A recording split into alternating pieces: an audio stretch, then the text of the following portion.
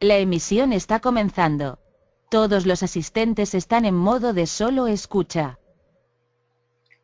Buenas tardes, bienvenidos a este seminario en videoconferencia sobre la lipoatrofia semicircular relacionada con los edificios. En primer lugar, agradecerles a todos los que ahora están conectados, que de alguna forma pues, nos acompañen durante esta tarde. Y lo primero que haré será presentarme. Para aquellos que no me conozcan, que seguro que son muchos, yo soy Gloria Cruzeta, soy la directora de la empresa Segla. Es una empresa que nos dedicamos a hacer estudios de calidad ambiental en el interior de los edificios, única y exclusivamente a esto, pero desde todos los puntos de vista, tanto desde el punto de vista, pues como sería un estudio de lipoatrofia, como desde el punto de vista pues, de la validación de un quirófano en un hospital. Además, en este momento yo tengo el privilegio de poder presidir la Asociación Catalana de Empresas Especialistas en Calidad Ambiental Interior y también de ser presidenta del Comité 171 de AENOR, que es el Comité de Calidad de Ambientes Interiores y que está elaborando todas las normas que últimamente han estado saliendo, últimamente en los últimos 4 o 5 años, sobre todo, sobre calidad de ambientes interiores. Bien, dicho esto, voy a empezar y les voy a primero pedir disculpas porque son ustedes muchos. Tenemos muchísimos oyentes, entonces yo empezaré explicando cosas que a lo mejor para algunos de ustedes son básicas, ya las saben, pero les ruego me disculpen porque no sé cuál es el nivel general, por lo tanto, yo creo que tengo que empezar con algunos conceptos básicos. Lo primero que voy a explicarles es qué es lo que afecta, todo el mundo sabe, ¿no? La lipoatrofia es una lesión, yo siempre hago mucho hincapié en esta primera palabra, lesión, no es una enfermedad, hay una gran diferencia, es una lesión y esta lesión solo afecta el tejido adiposo celular subcutáneo, es decir, la grasa que está por debajo de la dermis, de la piel, única y exclusivamente a esto, ¿no? Evidentemente este tejido está formado por los adipocitos que ustedes tienen en su pantalla, que si se fijan son unas células en las que la vacuola de grasa ocupa prácticamente toda la célula. Por lo tanto, diríamos que son células de una gran versatilidad para hacerse más grandes o más pequeñas, para perder o ganar. Y de hecho, pues bueno, todos tenemos constancia de la facilidad con la que se puede perder o ganar tejido adiposo, sobre todo ganado, ¿no? Entonces, afecta básicamente a estas células. Es importante saber que no afecta a la piel, no afecta al músculo, ni afecta a otras estructuras. Desde el punto de vista de la valoración médica, que yo creo que también es un factor primordial, pues hay que decir que el primer caso de lipoatrofia que pueda tener una persona, es decir, cuando alguien tiene por primera vez esta lesión, acostumbra a aparecer a partir de los 2 o 3 meses de que esta persona tenga contacto con un entorno de trabajo que de alguna forma presenta las condiciones idóneas para que, pues para que se pueda producir la lipoatrofia, ¿vale? Es importantísimo que exista este entorno de trabajo, ¿no? Casi siempre, con la baja humedad relativa, que esto se produce básicamente en invierno, porque en invierno al calefactar los edificios, pues aumentamos la temperatura y secamos el ambiente, acostumbra muchas veces a producirse en invierno y luego aparece en primavera. Estoy hablando siempre de la primera vez. Luego ya veremos que para personas que ya han tenido la lesión de la lipoatrofia o de alguna forma la tienen más o menos cronificada, el asunto es un poco diferente. Entonces, esta lipoatrofia podemos decir ahora que ya tenemos estudios realizados desde hace más de 20 años, estudios importantes en personas que han tenido lipoatrofia, en grupos grandes, además, en grupos de 600, 700 personas. Podemos decir ahora, después de 20 años, que no presenta ningún otro tipo de secuela para la salud, aparte de la que está relacionada con esa pérdida de alguna forma de tejido adiposo, ¿vale? Y podemos también decir que no está relacionada con ningún otro tipo de patología. Aquello de decir, bueno, yo tuve una lesión de lipoatrofia y a partir de ahí tuve problemas porque al cabo de un tiempo me apareció otra cosa. No. Sabemos a día de hoy, 20 y pico de años después de los estudios grandes, importantes, que esto no ocurre, ¿vale? Y que no afecta ni piel ni músculo también, ¿vale? Y que tampoco produce dolor. Es decir, normalmente es un hallazgo, pues bueno, un hallazgo que uno no se espera, se lo ve, más que se lo nota, se lo ve, y solamente llega a producir algún tipo de dolor o demás en situaciones en las que esta persona pueda ser que tenga mucha pérdida de tejido graso y entonces con esta pérdida de tejido graso su sensibilidad en esta zona cambia. A veces la gente se queja de escozor o de cosas parecidas. ¿Vale? Bien. Vamos a seguir con el diagnóstico y el pronóstico, ¿no? Lo diagnosticamos de forma visual, es decir, nosotros normalmente es un diagnóstico visual en el que se toman unas medidas de la lesión y además también se puede diagnosticar haciendo una ecografía de la zona. Cuidado con la ecografía. Yo lo digo porque en mi experiencia me dice que cuando yo veo una lesión de lipoatrofia y soy el ecografista y la misma lesión de lipoatrofia la ve otra persona diferente, pues en este momento lo que me ocurre normalmente es que a lo mejor la valoración no es exactamente igual, ¿vale? Por lo tanto, bien, lo que ocurre en estos casos es que pueden tener medidas un poco distintas y el que una lesión tenga 2 o 3 milímetros más o menos que la anterior puede causar mucha angustia a la persona que la padece y al final es solamente un tema de percepción. Por lo tanto, la ecografía es útil desde el punto de vista de que la ecografía sí que nos da la medida exacta de lo que es la lesión. Nosotros nos podemos engordar o adelgazar entre una revisión u otra y el aspecto de la lesión va a cambiar, pero la ecografía seguirá siendo en principio la misma, pero es importante que la persona que la realice también sea, a poder ser siempre, la misma persona. Esta lipoatrofia es curioso porque puede desaparecer. Hay personas a las que al cabo de 2 o 3 meses les desaparece la lesión. Muchas personas coincidiendo a lo mejor, pues bueno, con una baja, pues por el motivo que sea, la lesión en 2 o 3 meses les ha desaparecido, pero en cambio hay personas que no les desaparece hasta el cabo de 3 años.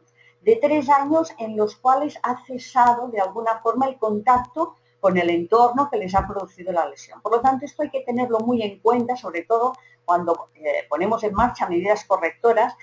Yo sé que hay prisa siempre en que los resultados sean rápidos, pero la verdad y la realidad es que estos resultados normalmente pueden tardar hasta 2 o 3 años en producirse. Por lo tanto, esto también hay que tenerlo muy en cuenta. Lo que también hemos de saber es que hay como una especie de reacción de hipersensibilidad con la lipoatrofia. ¿Qué quiero decir con esto? Es una comparación. Lo que quiero decir con esto es que hay personas que la padecen y personas que en un entorno exactamente igual no la padecen ni la padecerán nunca. Esto es una reacción parecida, entre comillas, a lo que son las alergias, ¿no? Una persona la tiene y otra persona pues no la va a tener, aunque las dos estén en el mismo entorno. Entonces, la lipoatrofia lo que hace, en principio, la transformación que se produce en este adipocito es una modificación de la membrana celular de este adipocito. Entonces, al parecer, al modificarse la membrana celular de los adipocitos, que son las células que conforman la zona de grasa, lo que ocurre es que nuestro organismo no reconoce este adipocito como una célula propia, y por lo tanto lo que hace es enviar nuestros macrófagos, que son las células de defensa, para que eliminen esta célula que en principio al organismo le parece extraña, ¿no? Entonces esta, de alguna forma, es una reacción del sistema inmunológico que debe crear un recuerdo de este propio sistema inmunológico, porque lo que sí ocurre es que cuando una persona ya ha padecido lipoatrofia, aunque la lesión se haya curado, cuando vuelve a entrar en contacto otra vez con un entorno de características similares, le aparece y esta vez con una rapidez impresionante. En 2, 3, 5 días puede aparecer otra vez la lesión. Y esto hay que tenerlo muchísimo en cuenta. A veces en los casos en los que parece que esto no se cura, ¿no? Luego explicaré el porqué. Y lo que también es verdad y hay que tener mucho en cuenta, y esto seguramente que si hay entre las personas que me están escuchando, personas que trabajan en servicios de prevención lo saben muy bien, crea una gran reacción de estrés en las personas que lo padecen, porque la sensación de que tú no sabes exactamente qué te está produciendo esta lesión y qué más cosas te puede producir, pues evidentemente crea una situación de ansiedad que después depende del carácter de cada uno y de lo hipocondríaco que sea, etcétera, etcétera, pues tiene más reacción o menos. Dicho esto, voy a decir cuáles son los factores que sabemos que están relacionados con la lipoatrofia, ¿no? Y aunque los tenemos claros, porque siguen siendo los mismos y siempre explicamos los mismos, lo que sí es cierto es que la mirada a lo que tiene que ser un estudio de lipoatrofia ha ido cambiando con el tiempo, ¿no? Yo les explico. La lipoatrofia está total y absolutamente relacionada. De hecho, el ente que hace esa modificación en la membrana celular son las descargas electrostáticas, es decir, las descargas de electricidad estática del entorno del puesto de trabajo de la persona que en este caso sufre esta lesión.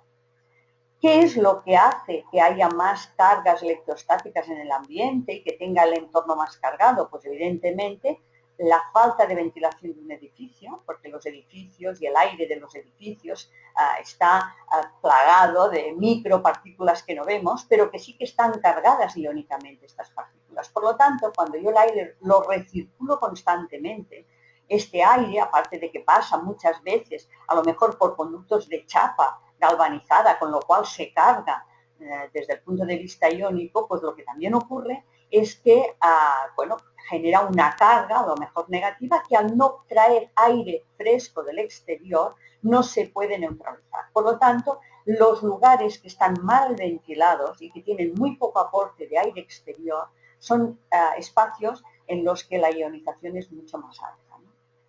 Evidentemente, la baja humedad relativa, todos sabemos que la baja humedad relativa produce un aumento de la electricidad estática, luego también vamos a ver por qué, y el hecho de estar rodeado por materiales que de alguna forma se cargan de electricidad estática. Estos materiales se cargan y por lo tanto interaccionan con las personas, ¿no? Otro aspecto que también hace que haya más carga electrostática son los campos electromagnéticos elevados, sobre todo los campos eléctricos de muy baja frecuencia elevados, y evidentemente un factor ergonómico que está muy relacionado con el contacto con zonas que están muy cargadas de nuestro entorno en cuanto a mobiliario, principalmente mobiliario. Las cargas electrostáticas son importantes que de alguna forma tengamos un poco presente. La electricidad estática no es más que el resultado de una carga o positiva o negativa que entre dos objetos llega a producir un desequilibrio y entonces crea un campo eléctrico. Si yo estoy cargada negativamente y toco algo que está cargado positivamente, si la carga es suficientemente alta, yo tengo esta sensación de calambrazo que te da la electricidad estática, de que te está pasando realmente, notas físicamente que te está pasando la electricidad estática y puede crear incluso una chispa, ¿no? Bueno, que salta repentinamente. Pero tienen que tener en cuenta que esta percepción no la tenemos en general, también hay diferentes sensibilidades aquí, pero en general esta percepción no la tenemos hasta que no tenemos una descarga de unos 2.500 voltios de electricidad estática, por supuesto, ¿eh? No estoy hablando de corriente continua, de electricidad estática, unos 2.500 voltios. Por lo tanto, por debajo de esto, nosotros no percibimos las descargas de electricidad estática, ¿vale? Nuestro umbral de percepción está por encima de los 2.500 voltios. Por lo tanto, con materiales cargados con menos potencial de producir esta descarga de 2.500 voltios, no quiere decir que no la produzcan, la producen igual, pero nosotros no lo percibimos, obviamente. Si nosotros estuviéramos percibiendo que algo nos está descargando, nos apartaríamos. Dicho esto, tenemos también que tener en cuenta que las personas somos altamente conductores, las personas somos muy conductoras de la electricidad. Nosotros tenemos casi el 70% de nuestro organismo con agua y esta agua se ioniza. Y por lo tanto, cuando nosotros nos pasa una corriente eléctrica, por cualquier tipo de tejido de nuestro organismo pasa la corriente eléctrica. Por lo tanto, la corriente eléctrica cuyos efectos biológicos van a depender de la intensidad de la corriente que pase, pero hemos de tener en cuenta que somos altamente conductores. Y además, que esta conducción se modifica. ¿Por qué? Porque nosotros, a medida que vamos andando, tocando cosas, etcétera, etcétera, nos vamos descargando con aquello que nosotros estamos tocando. Por lo tanto, la electricidad estática en las personas es altamente cambiante. Yo jamás mido, cuando hago un estudio de la hipertrofia, la electricidad estática de las personas. No me da ningún valor que a mí me sirva luego para hacer prevención. ¿Por qué? Porque las personas, cada una en función de cómo es, de cómo se viste, de cómo se mueve, de lo que toca, de las fricciones que tiene, de si lleva un calzado aislante de goma en los pies, con lo cual al andar no se descarga, etcétera, etcétera, etcétera, puede tener una carga distinta. Que esté más o menos cargada la persona no me importa, me da igual. Lo que me importa mucho es saber con qué interacciona y cómo está descargado el entorno de esa persona. Bien, ustedes saben que una carga electrostática evidentemente la adquirimos por contacto, por lo tanto cuando hablamos de lipoatrofia normalmente hablamos de contacto con la zona que tiene la lesión y una superficie que está cargada. Por eso la lipoatrofia aparecía en el tercio superior de las piernas, porque es una zona donde muchas personas tocan con el tablero de su mesa, pero también puede producirse en la zona del antebrazo por apoyar los brazos en la mesa o en la parte de atrás de las piernas por culpa de las sillas que también se cargan de electricidad estática. Por lo tanto, pues bueno, hemos de tener en cuenta esto, ¿no? Y también hemos de saber que esta carga puede ser positiva o negativa.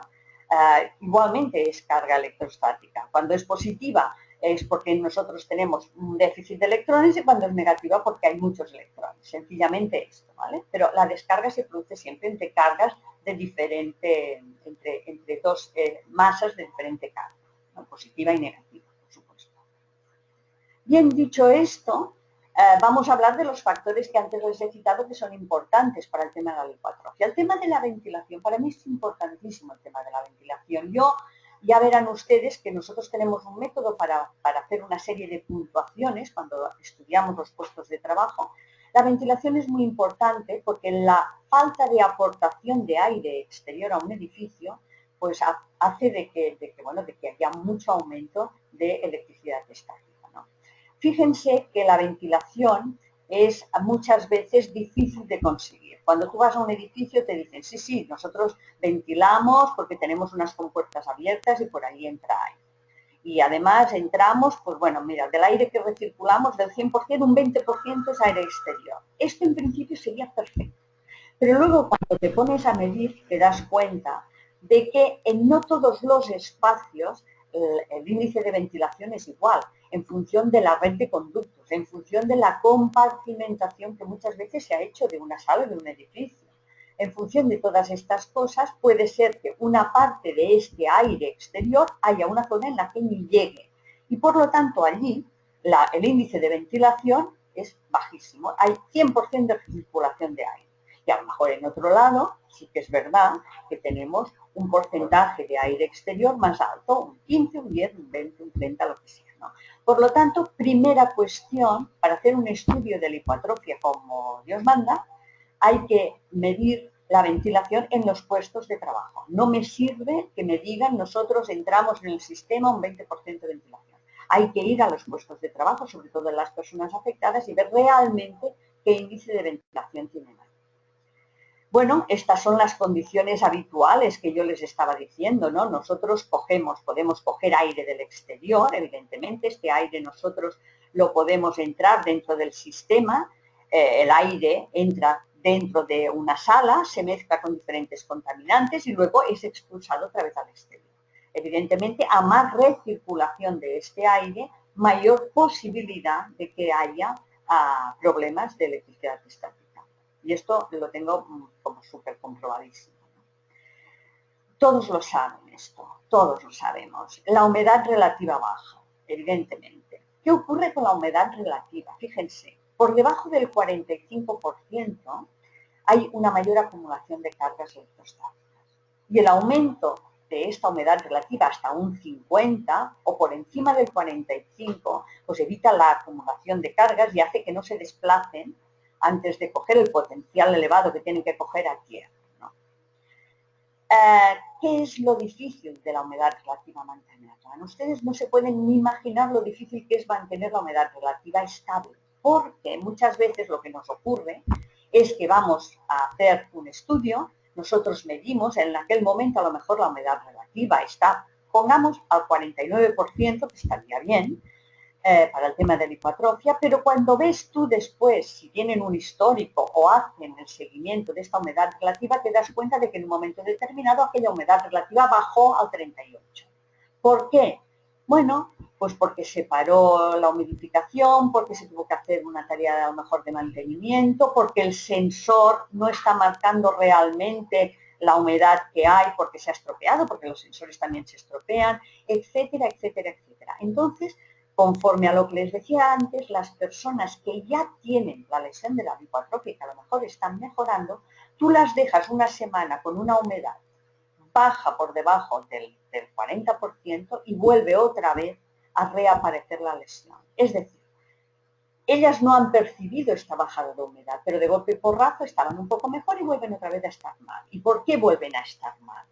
Bueno, porque probablemente este parámetro no se ha mantenido estable. Y les aseguro que es súper difícil en general mantenerlo estable y estoy siempre hablando de que humidifico desde la unidad de tratamiento de aire, o sea, lo que no sirve absolutamente para nada son estos humidificadores que sale este humito que van, esto no sirve absolutamente para nada, es que no vale la pena comprarlo porque no es útil, ¿no? ¿Qué otros factores hacen que la humedad relativa pueda ser baja? Bueno, yo puedo tener una humedad relativa más o menos estable. Insisto que aunque tenga un display en medio de una sala que me diga esta humedad relativa es del 48, yo me voy al puesto de trabajo a medir.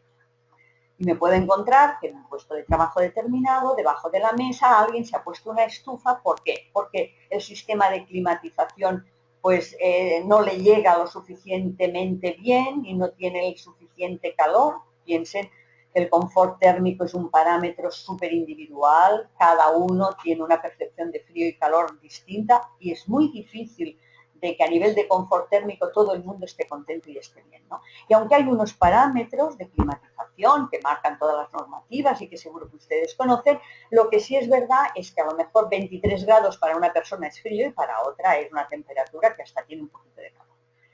De aquí que se producen estos acontecimientos, que es ponerse debajo de las mesas estufas que lo que hacen es crear un microclima allí y lo que hacen es secar muchísimo el aire de aquella zona. Es decir, yo tengo a lo mejor una humedad relativa del 48%, pero debajo de aquella mesa tengo una temperatura de 28 grados y tengo una humedad relativa de 33. Por lo tanto, esto son factores que hemos de tener en cuenta en el momento de que vamos a hacer un estudio de lipoatrofia, porque modifican muchísimo estos parámetros generales. Además de otro tema, que luego ya lo comentaré, y es que muchas veces estos equipos emiten un campo eléctrico elevado, ¿no? Porque además estas estufitas a veces son muy baratas, los circuitos no están suficientemente protegidos y mires el campo eléctrico de la estufa y se te ponen 220, que es una barbaridad.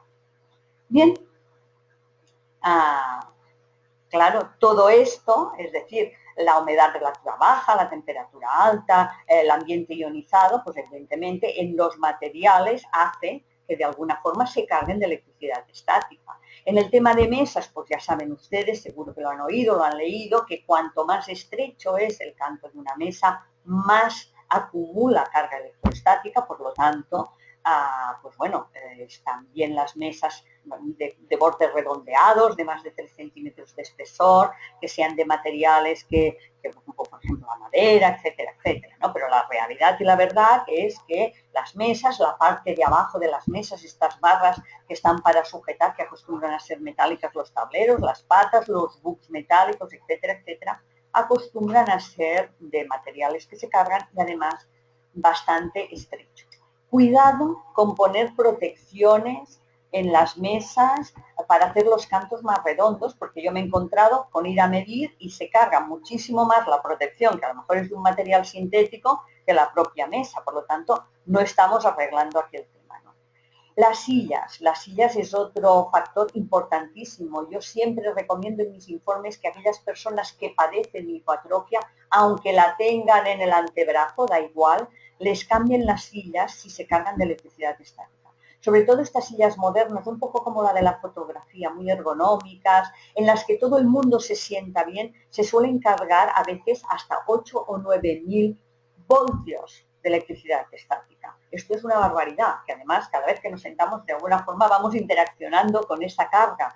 Por lo tanto, es muy importante poner las sillas antiestáticas en personas que estén afectadas, ¿no?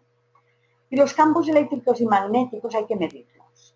Hay que medirlos porque son importantes también de cara a este fenómeno de la lipoatrofia. Cuando hay un campo eléctrico elevado, normalmente yo tengo más carga electrostática en mi entorno, ¿no? Los campos magnéticos es cierto que es muy difícil encontrarlos altos, ¿no? Pero el campo eléctrico muchas veces sí lo encuentras. Y no en sí por la instalación, sino muchas veces por los enchufes suplementarios que vamos poniendo debajo de las mesas para poder conectar esto, aquello y lo demás allá, ¿no? Entonces, cuando hay un campo eléctrico que es superior a 100, luego ya veremos la normativa y veremos que hay una norma en concreto que nos está hablando de un campo eléctrico específico para oficinas y para lipoatrofia. Nuestra normativa, lo Real Decreto, normalmente nos habla de los campos eléctricos de muy alta frecuencia para las torres de electricidad, pero no es nuestro caso cuando nosotros vemos lipoatrofia. Por lo tanto, hemos de hablar de campos eléctricos de muy baja frecuencia. Bien, hemos de tener en cuenta que cuando algo está enchufado, aunque no esté encendido, si yo tengo mi ordenador enchufado, aunque no esté en marcha este ordenador, hay campo eléctrico.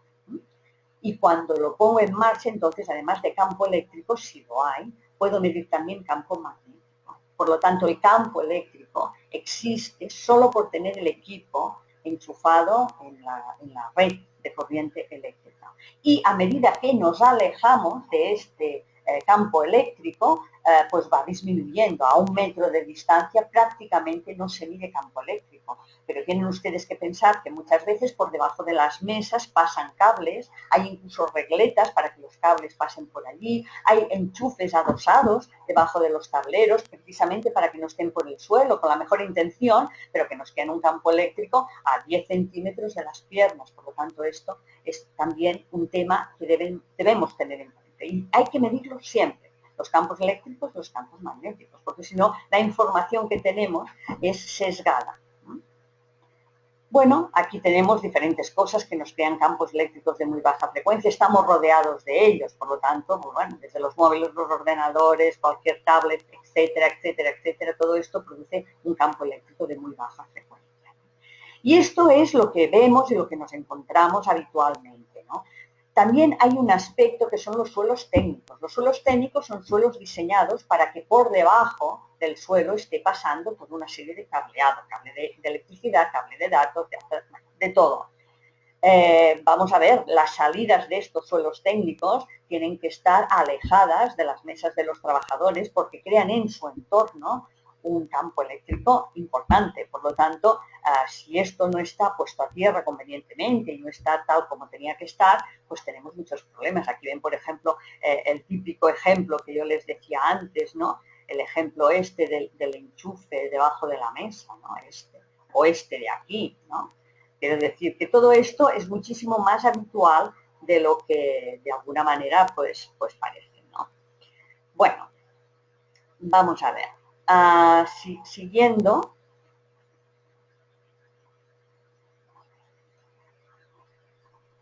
A ver, tengo que sacar el puntero este que ahora no lo sé. Ahí está. Vamos a ver, siguiendo con esto, otro factor importante es el tema ergonómico. Por ejemplo, las alturas de las mesas es importante, la distancia entre las piernas y la mesa, las alturas de las sillas, todos los elementos metálicos y sobre todo el tiempo que estamos sentados en una posición determinada y sin movernos y por lo tanto a veces sin descargarnos absolutamente con nada, sin tocar nada, ¿no? Trabajando allí. La ergonomía es un factor importante, es un factor personal del individuo muchas veces, la ergonomía, la forma en que uno tiene de sentarse ante una mesa o ante una silla. Hay gente que le gusta trabajar con las sillas súper altas, tocando con las piernas en la mesa y además pegados directamente a la mesa, ¿no? Todo esto de alguna manera favorece, si es una persona de las que puede tener hipoatrofia, porque tiene sensibilidad a los campos de electricidad estática, pues esto puede ser un factor pues predisponente.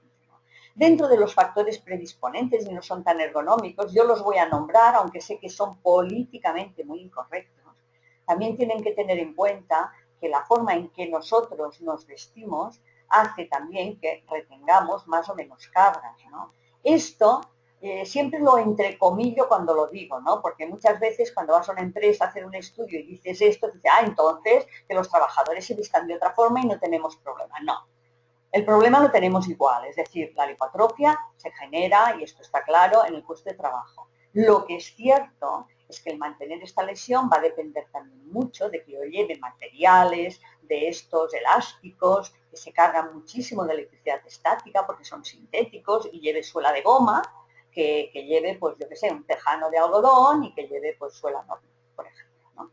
Tiene que ver en, sobre todo, el mantenimiento de la lesión. Bueno, aquí ven formas de estar y de sentarse en personas. Esta en concreto, pues bueno, tiene ahí evidentemente pues un tema de lipoatrofia y además pues que se ve, ¿no? La forma de sentarse lo tenía ahí absolutamente marcado, ¿no? Normas. Vamos a hablar un momento de normas. ¿Qué tenemos de lipoatrofia? Pues bueno, tenemos los protocolos, y empiezo por la parte baja, ¿no? Tenemos los protocolos de las comunidades autónomas que de alguna forma pues nos han hablado bueno, de cómo afrontar cuando tenemos un caso de lipoatrofia, qué debemos hacer, más o menos qué es lo que debemos mirar, todo el protocolo que debemos seguir de vigilancia de la salud, etcétera, etcétera, etcétera, y está muy bien. Pero la normativa que nos da límites es la norma UNE 171-332. Esta norma, elaborada por el Comité Técnico de AENOR 171, nos habla de la inspección de la calidad ambiental en los edificios. Y esta norma viene recogida además en un Real Decreto, que es el Real Decreto 238 del año 2013, exactamente el 5 de abril, que en la página de ese Real Decreto, la 27.585, dice que hay que hacer un estudio de la calidad ambiental en los edificios con una potencia de frío-calor superior a 60 kilovatios, como mínimo una vez al año. Y que este estudio de la calidad ambiental hay que hacerlo conforme a esta norma, la UNE 171-305. En la parte 2 nos dice exactamente los parámetros de medida de lo que tiene que ser la ventilación, los parámetros, la medida de electricidad estática, que de alguna forma pues está el límite máximo de electricidad estática, que de alguna forma está permitido pues bueno, para no tener problemas de estas características, y porque el resto de normativa de electricidad no nos habla de los campos de muy baja frecuencia. Nos habla también del campo electromagnético y bueno, y además nos habla también del campo eléctrico. Por lo tanto, nos da los valores que nosotros a veces necesitamos para decir esto está por encima o está por debajo. No me puedo ir al Real Decreto de trabajos con energía eléctrica porque no está pensado para este tipo de problema, entre otras cosas, porque cuando se hizo el Real Decreto de lipoatrofia ni se hablaba, ¿no? Por lo tanto, hemos de ir a esta norma, que además al estar recogida en un Real Decreto, diríamos que la hace de obligado cumplimiento, y ahí tenemos unos valores importantes, ¿no? Luego están las recomendaciones de la Organización Mundial de la Salud, que todavía es un poquito más exigente con todos estos valores. Por lo tanto, sí tenemos un instrumento normativo para poder decir, bien, bueno, cuando tengo un campo eléctrico superior a 100, pues está por encima de norma, y lo está, ¿vale? Por lo tanto, pues estas herramientas las tenemos a nuestra disposición y existen. Bien, ¿cómo hacemos un estudio de lipoatrofia? Que yo supongo que a muchos de ustedes básicamente este es lo que nos interesa, ¿no? Yo voy a empezar por cómo tiene que ser la persona que hace un estudio de lipoatrofia, porque claro, yo me encuentro muchas veces, nosotros hemos hecho muchos estudios y nos han enseñado estudios previos al nuestro en muchísimas ocasiones, ¿no? Bueno, tú te das cuenta que la persona que ha realizado el estudio pues, probablemente no tenga la formación específica para realizarlo. Por lo tanto, hay una formación básica, técnica, que evidentemente o pasa por un técnico en prevención de riesgos laborales, que evidentemente, y muchísimo más todavía que un técnico de prevención, a mi modo de ver, ya me perdonarán que barra hacia mi casa, pero es que es así, los técnicos medios o superiores, sobre todo superiores en calidad ambiental en interiores. La calidad ambiental en interior te da una visión diferente cuando estudias un problema de calidad ambiental en el interior de un edificio, mucho más allá de la prevención del riesgo laboral, porque abarca aspectos que la prevención de riesgos en sí misma pues no los contempla porque está más centrada única y exclusivamente en el trabajador. Por lo tanto, el hecho de venir de la calidad ambiental te da una perspectiva distinta a veces a la hora de enfocar estos problemas, ¿no? Aparte de la formación técnica, que esto es básico, porque además las personas que la sufren cuando se hacen estudios que lo único que te miden es una humedad relativa y nada más para hablarte de lipoatrofia y la gente no se les soluciona el problema, tienen una percepción de que aquello es algo que les va a acompañar toda la vida, que es totalmente injusta, ¿no? Por lo tanto, hay que tener la formación, ¿no? Evidentemente los equipos tienen que ser adecuados y tienen que estar calibrados. O sea, vamos a ver, si voy a meter un campo eléctrico, voy a medir con un medidor para campos eléctricos de muy baja frecuencia, por debajo de 50. Por lo tanto, si yo llevo un equipo que me mide a alta frecuencia, no me va a servir para lo que yo necesito, ¿no? Evidentemente necesitamos, antes de empezar a hacer esto, un plano de la zona que vamos a estudiar y además el plano del sistema de climatización si lo hay, y también un poco el histórico de los casos cuando han empezado a aparecer, si alguien lo llevaba, si ha habido un cambio de sede corporativa y a partir de ahí se ha desencadenado, etcétera, etcétera, etcétera. Todo esto ustedes seguro que ya lo saben. Yo les voy a explicar cómo lo hacemos nosotros. Nosotros hemos desarrollado a base de años de hacer estos estudios como una especie de método propio que evidentemente contempla todo lo que los protocolos de las comunidades autónomas nos dicen, por supuesto, y algunas cosas, ¿no? Algunas cosas, ¿no? Nosotros lo que hacemos primero es una observación del puesto de trabajo, una observación participante. Es muy importante estar ahí sin medir. Cuando tú entras con todos los aparatos de medida, ya la gente se pone toda en guardia, todo el mundo de alguna forma cambia su actitud, por lo tanto es importante dar una vuelta y ver sin que te vean, entre comillas, ¿no? Para ver un poco, pues bueno, cómo están, ¿no? A veces vas a lugares donde todo el mundo tiene una botella de agua encima de la mesa y cada 5 minutos beben, ¿no? Allí, aparte de lo que esté marcando el display de la humedad relativa, tú ya te das cuenta de que aquella gente percibe un ambiente súper seco, ¿no? Bueno, ver un poco los materiales, instalaciones y los hábitos de trabajo. Nosotros tenemos unas fichas de valoración que os las muestro, que contemplan 14 parámetros para medir el entorno en casos de lipoatrofia. Vemos 14 cosas diferentes, algunas relacionadas, pero son 14 parámetros diferentes. Nosotros lo que hemos hecho es darle una importancia a cada uno de estos parámetros. Les explico, por ejemplo, ¿no? Si la humedad relativa está por debajo del 45% y está entre el 40 y el 45%, mi puntuación para la humedad relativa, que está en un 41, por lo tanto estaría baja para lipoatrofia. Aparte de que tengamos un real decreto que nos hable del 30 al 70, piensen ustedes ahora solo en modo lipoatrofia, ¿vale? Para la lipoatrofia es baja, ¿vale? Por lo tanto, una humedad del 40% es baja porque el límite estaría en el 45. Por lo tanto, yo le pongo un 1. Pero si está entre el 35 y el 40, le pongo más puntuación a este factor, le pongo un 2 porque creo que está excesivamente baja. Y si está por debajo ya de 35, pues evidentemente le pongo un 3. Te puedes encontrar una humedad relativa del 28% y no es para nada lo mismo que una del 41. Todos esos 14 factores tienen su puntuación, ¿vale? La ventilación, una ventilación que está pues por debajo del 5%, yo la puntúo a un 3. Aquello no está nada ventilado. Allí el 95% del aire se está recirculando constantemente, por lo tanto seguro que hay mucha ionización. Si está pues, por encima del 10%, pues yo voy a poner un 1, y si está por encima del 15%, no la voy ni a puntuar. Estos 14 factores todos tienen una puntuación diferente.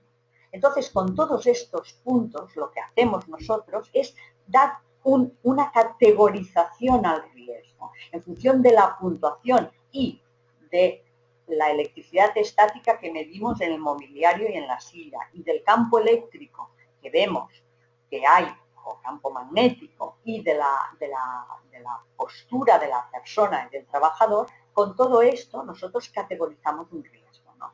Y luego, en función del riesgo, pues hay que adoptar unas medidas correctoras inmediatas o no hay que adoptar ninguna, ¿no? Esto lo desarrollamos porque nos empezamos a encontrar que, aparte de ir a medir lugares que tienen lipoatrofia, después la empresa te dice o las personas te dicen, mira, ¿sabes qué? Tiene lipoatrofia aquella persona, pero ¿por qué no me mides los de toda la planta, ¿no? Entonces, claro, los de toda la planta no tienen lipoatrofia, tiene uno, pero lo que intentamos con esto es que la gente tenga la percepción del riesgo potencial que tiene en un momento determinado un puesto de trabajo. Esto no quiere decir que con un riesgo muy alto de que aparezca lipoatrofia, aquella persona la vaya a tener, porque ya hemos explicado al principio, ya he dicho, que hay personas que nunca la van a desarrollar y hay personas que sí. Pero en cualquier caso hemos de tener en cuenta potencialmente el riesgo que hay en un lugar de trabajo determinado de que las características pudieran producir lipoatrofia a una persona que de alguna forma es sensible. Por lo tanto, pues bueno, esta es la ficha de valoración. Fíjense que nosotros vemos primero si es un edificio hermético o no, que las ventanas sean o no sean practicables para nosotros es importante. También vemos cómo es la mesa de trabajo, el tablero, la anchura, la altura, si tiene material metálico en la parte de debajo, si además las mesas están muy agrupadas, la agrupación de mesas crea espacios más reducidos y por lo tanto la movilidad es más pequeña. Evidentemente medimos las sillas, vemos todos los equipos que están de alguna forma alrededor del puesto de trabajo, equipos que van conectados a la electricidad, por supuesto, la temperatura, la humedad relativa, importantísimo, la distribución del cableado, si este cableado está agrupado o no, si está muy suelto, si hay enchufes debajo, si hay cosas añadidas como las famosas estufitas estas debajo de las mesas, etcétera, etcétera, etcétera, los aislamientos, es decir, 14 factores que nosotros de alguna forma evaluamos y esos factores nos dan una puntuación determinada. Además, luego medimos campo eléctrico, luego medimos electricidad estática del entorno. Con esto, nosotros nos vamos a categorizar el riesgo. Y entonces yo les explico, ¿no? La electricidad estática nos dice la Organización Mundial de la Salud que por debajo de 0,5 kilovoltios, es decir, por debajo de 500 voltios, no es peligrosa. De 500 a 2000 ya lo es, pero no es perceptible. Y a partir de 2000, 2500 la empezamos a notar, la electricidad estática. Por lo tanto, nosotros evaluamos que no hay electricidad estática cuando al medir la electricidad estática de una mesa nos sale por debajo de 500 o de una silla. Con el campo eléctrico, nuestra norma, la 171-300 parte 2, nos dice que el campo eléctrico tiene que ser por debajo de 100 voltios metro y el magnético por debajo de 0,2 microteslas. Por lo tanto, ahí ya tenemos también un tope normativo que nos indica exactamente dónde nos podemos situar para decir si aquello está bien o aquello está bien. Entonces, si yo puntúo un puesto de trabajo en un 9, con todos los 14 factores que antes les he dicho, este 9 de este puesto de trabajo, si no hay electricidad estática y no hay campos electromagnéticos y no hay hábitos posturales de riesgo, que es que una persona tenga las piernas pegadas a la mesa o que tenga una de estas bandejas que salen de debajo de las mesas para poner el teclado, que tienen un perfil metálico que parece una cuchilla y que le toque las piernas, etcétera, etcétera, pues tendrá un riesgo trivial. Pero esta misma puntuación de 9 a 12, si tengo electricidad estática por encima de 500 en la mesa o en la silla, si tengo un campo eléctrico por encima de 100, o si tengo un hábito postural de riesgo, pasa a ser de un riesgo trivial a un riesgo importante. Por lo tanto, es una forma de categorizar un poco el riesgo, sobre todo en aquellos puestos de trabajo en los que la persona en principio está haciendo un estudio preventivo y no tiene lipoatrofia. Las personas que tienen lipoatrofia no nos salen nunca con un riesgo trivial o tolerable, nos salen siempre con riesgos importantes o muy importantes. Bien, visto esto, evidentemente, me voy atrás, en función del riesgo, pues hay una serie de actuaciones. Si yo tengo un riesgo pues moderado, pues tengo que considerar soluciones o mejoras, y si tengo un riesgo pues muy importante, pues lo que tengo que hacer es poner en marcha todos los recursos pues para que de alguna forma se pueda controlar el riesgo. Esto como cualquier opción en prevención de riesgos laborales que ustedes seguramente que conocen. Visto esto, que es nuestro método, pues evidentemente vuelvo otra vez a recordarles que los parámetros básicos son las condiciones termohigrométricas, temperatura, humedad relativa del puesto de trabajo, la ventilación del local, pero en porcentaje de aire exterior, no en metros cúbicos trabajador hora. Que yo estos metros cúbicos que me llegan de aire, no sé si es aire recirculado o es aire exterior, o es parte recirculado y parte exterior. Aire exterior. Electricidad estática en el entorno del puesto de trabajo, campos eléctricos y magnéticos, características del puesto, la relación que tiene la persona con los materiales. A veces encuentras hábitos posturales que entiendes perfectamente que, bueno, pues que aquella persona va a tener precisamente en esta parte pues el problema de la lipoatrofia, ¿no? Porque, por ejemplo, el caso de una chica que vimos que, bueno, era recepcionista, pero no estaba sentada, ¿no? Ella llevaba un pinganillo y se movía, pero para hablar por teléfono siempre se apoyaba de un lado en la mesa, ¿no? Entonces, en la pierna que apoyaba, en aquella pierna tenía la marca de la lipoatrofia, en el resto no, ¿no? Por lo tanto, claro, si tú la ves sentada, no entiendes el porqué de aquella marca lateral, cuando la ves trabajar y en movimiento, entonces lo empiezas a entender. Por lo tanto, el estudio etnográfico de los puestos de trabajo es fundamental. Bueno, esta es la norma 1 que les decía. Aquí es donde nos dice que el campo electromagnético, pues bueno, lo que ya les he explicado, ¿no? El inferior a 100, la humedad relativa, el porcentaje de aire exterior superior a 10, etc. Medidas correctoras.